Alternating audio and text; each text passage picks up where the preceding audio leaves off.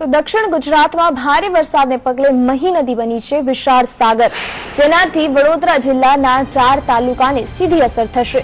ઉપરવાસમાં પડી રહેલા ભારે વરસાદના કારણે કડાણા ડેમમાંથી 2 દિવસમાંથી 1 લાખ ક્યુસેકથી પણ વધુ પાણી છોડવામાં આવતા મહીસાગર નદીનું જળસ્તર વધી ગયું છે।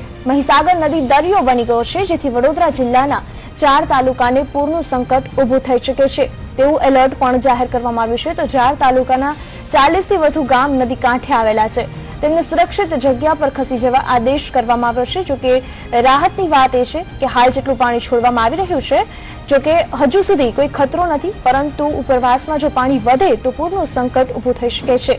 ભારે વરસાદને પગલે દક્ષિણ સહિત સમગ્ર ગુજરાત ઓળઘોળ થઈ ગયું છે। અનેક ડેમ અને નદી નાળાઓ છલકાઈ ગયા છે। ક્યાંક વરસાદ મહેર લઈને આવ્યો છે તો ક્યાંક કહેર લઈને આવ્યો છે। કેટલાક વિસ્તારોમાં પાણીની અછત હતી તે દૂર થઈ ગઈ છે, તો કેટલાક વિસ્તારો પાણી થઈ ગયા છે। ઉપરવાસમાં ભારે વરસાદના કારણે કડાણા ડેમમાંથી 1 લાખ ક્યુસેકથી વધારે જ્યારે પાણી છોડવામાં આવ્યું છે, ત્યારે મહીસાગર નદીમાં પાણી વધી ગયું છે।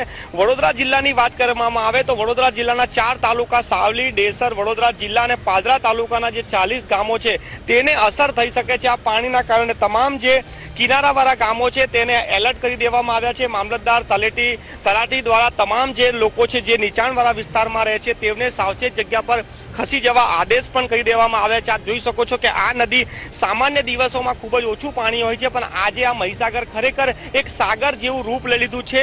અને હાલ જે પાણીની વાત કરવામાં આવે તો 1 લાખ ક્યુસેક પાણી જ્યારે છોડવામાં આવ્યું છે ત્યારે તો પરિસ્થિતિ હાલ સામાન્ય છે, પણ જો આનાથી વધારે પાણી છોડવામાં આવે તો ક્યાંક ને ક્યાંક આ પાણી ગામોમાં પણ ઘૂસી શકે છે અને જે નીચાણવાળા વિસ્તારો છે તેમને તેમનું ઘર અને પશુધન લઈને સુરક્ષિત જગ્યા પર ખસી જવું પડે તેવી પરિસ્થિતિ સર્જાઈ શકે છે। કેમેરામેન વિજય પટેલ સાથે મનોજ શર્મા, સંદેશ ન્યૂઝ, વડોદરા।